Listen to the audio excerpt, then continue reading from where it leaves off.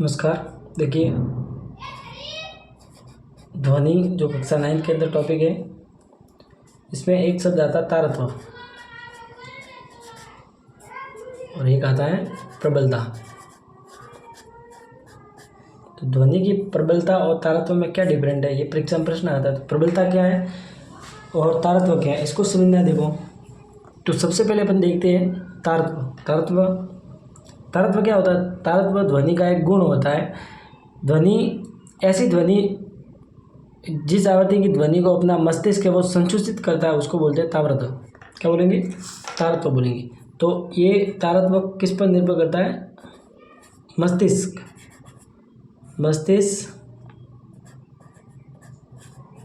जिस प्रकार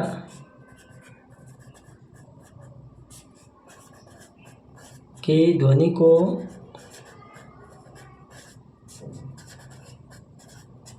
संकुचित करता है,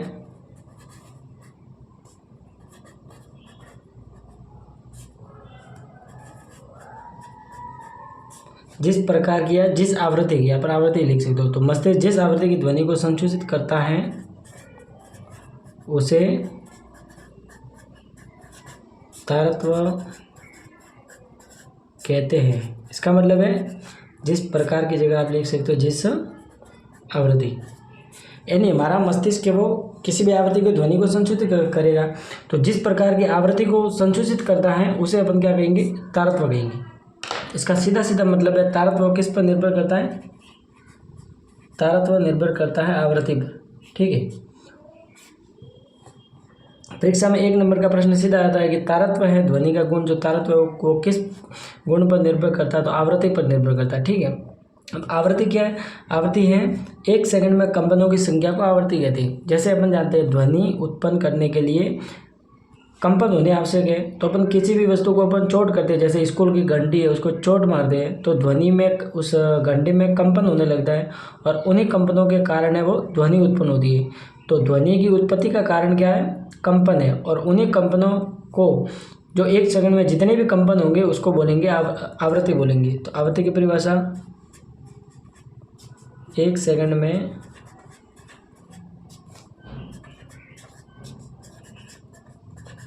कंपनों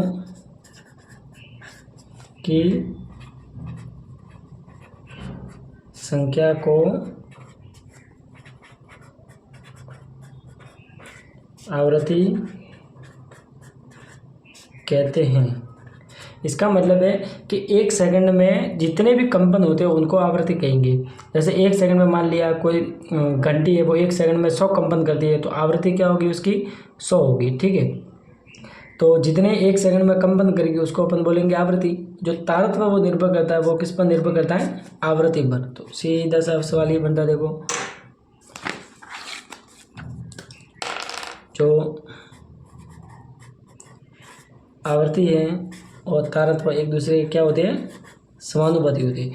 इसका मतलब किसी भी जो ध्वनि स्रोत है, ध्वनि उत्पादक स्रोत है, उसकी जितनी ज़्यादा आवृत्ति होगी उतना ही वो तारत्व होगा। अब आवृत्ति का मतलब कंपनों की संख्या। जैसे मेरे हाथ में ये कलर है, ठीक है, तो ये 1 सेकंड में ऐसे कंपन कर रहा है। ठीक है, तो कंपन करेगा 1 सेकंड में 10 कंपन कर रहा है, तो आवृत्ति क्या होगी? 10 होगी। तो जितनी ज़्यादा आवृत्ति होगी उतना ही ज़्यादा तारत्व होगा। तो जैसे जैसे आवृत्ति बढ़ती जाती है वैसे वैसे किसका मान बढ़ता है? तारत्व का मान बढ़ता है। ठीक है, तो इसका अपन देखो दैनिक जीवन में क्या है कि जैसे जो महिला होती है उनकी आवाज़ पतली होती है। ठीक है, तो तारत्व ध्वनि का एक गुण भी है जो मस्तिष्क से संकुचित करता है, यानी मस्तिष्क पता लगाता है कि ध्वनि है वो मृदु ध्वनि सुनाई दे रही है, प्रबल सुनाई दे रही है, या ध्वनि तीखी है या पतली है या मोटी है, किस प्रकार की ध्वनि सुनाई देती है। ठीक है, तो ये गुण भी है एक ध्वनि का, जिसके द्वारा ध्वनि की पतली अथवा मोटी का पता लगाया जाता है। जो महिला होती है उनका क्या होता है? उनके जो बोलने की आवृत्ति होती है वो अधिक होती है। तो महिलाओं की आवृत्ति अधिक होगी तो उसका तारत्व भी क्या होगा? अधिक होगा। इसलिए जो महिलाओं के जो ध्वनि का तारत्व है वो ज़्यादा होता है, और ज़्यादा तारत्व होगा तो आवृत्ति ज़्यादा है। अब आवृत्ति ज़्यादा, इसका मतलब है 1 सेकंड में कंपनों की संख्या अधिक है, तो कंपन ज़्यादा हो रहे हैं। तो जितने ज़्यादा वस्तु कंपन करेगी, तो वही वस्तु की ध्वनि अपने कानों में जाएगी, तो कानों के पर्दे भी उतने ही ज़्यादा कंपन करेंगे, और जितने ज़्यादा कानों के पर्दे कंपन करते हैं उतना व्यक्ति को वो दर्द होने लगता है। इसलिए आपने देखा होगा कि यदि कोई महिला है वो तेज चिल्ला रही है या तेज आवृत्ति में बोल रही है तो उसका तो वैसे ही आवृत्ति ज़्यादा होती है, आवृत्ति ज़्यादा होगी तो तारत्व अधिक होगा, और तारत्व अधिक होगा तो कानों के पर्दों में कंपन है वो तेज़ी से होने लगेगा और अपना वो सर दर्द करने लगता है। इसलिए महिलाओं की आवाज़ होती है वो पतली होती है। ठीक है, दूसरा कारण है कि पतली आवाज़ होती है, तीखी होती है, जो तक कानों में चुभती है। ठीक है, इस प्रकार से हो गया तारत्व। दूसरा क्या है, प्रबलता।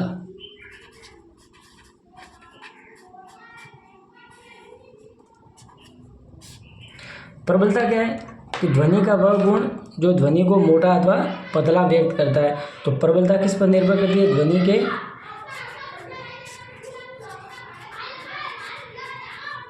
आयाम पर। आयाम का मतलब क्या है, जैसे आपने देखा कि ये किसी ढोल का पर्दा है मान लो।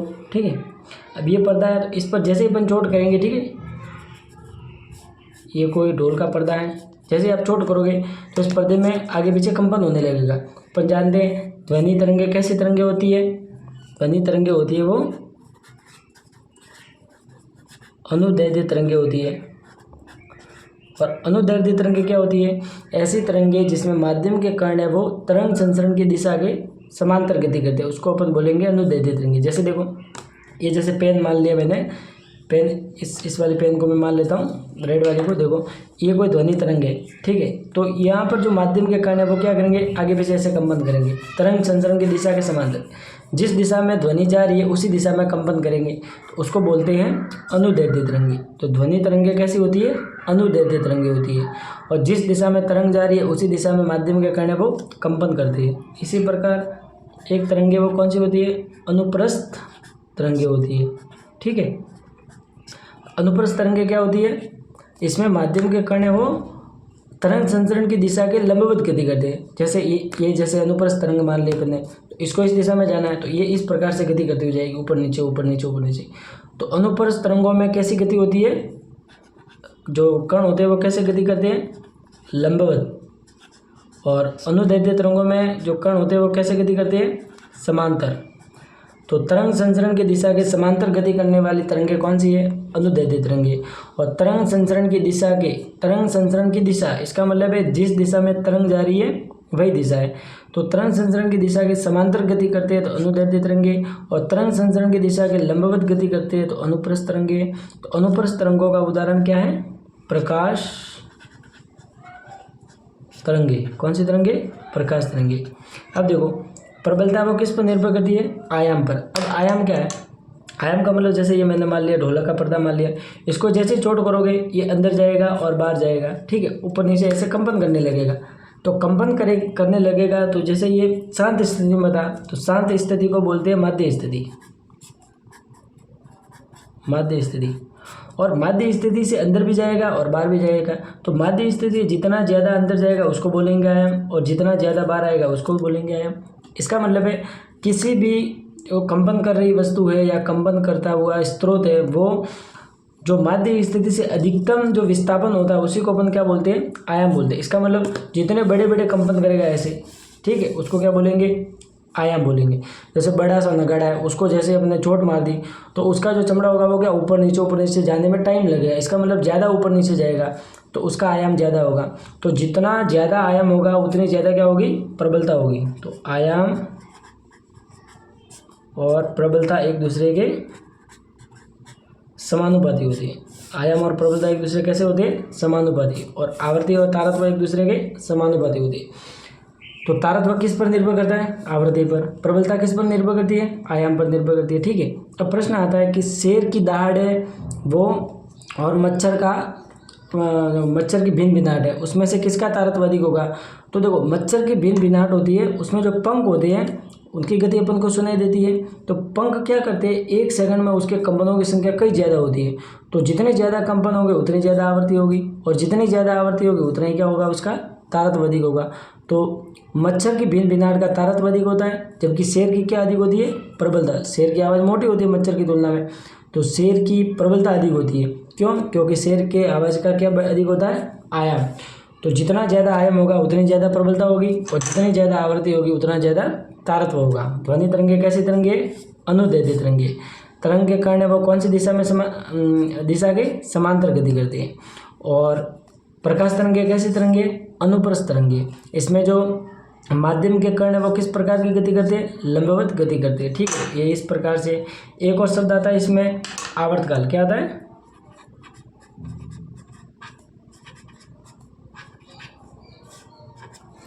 आवर्तकाल और आवर्ती दोनों एक दूसरे के विपरीत है। इसका मतलब है कि एक कंपन करने में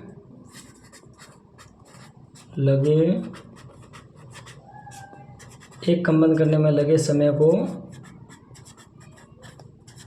आवर्तकाल कहते हैं। इसका मतलब है कि एक सेकंड में एक कंपन करना है, जैसे ये पर्दा रहा, आगे जाएगा और पीछे जाएगा, एक कंपन पूरा कर दिया। एक कंपन पूरा करने में जितना समय लगता है वो क्या कहलाएगा, आवर्तकाल कहलाएगा। अब देखो एक कंपन करने में समय ज़्यादा लग रहा है, तो समय ज़्यादा लग रहा है मतलब आवृत्ति क्या होगी, कम होगी। तो इन दोनों में संबंध होता है आवृत्ति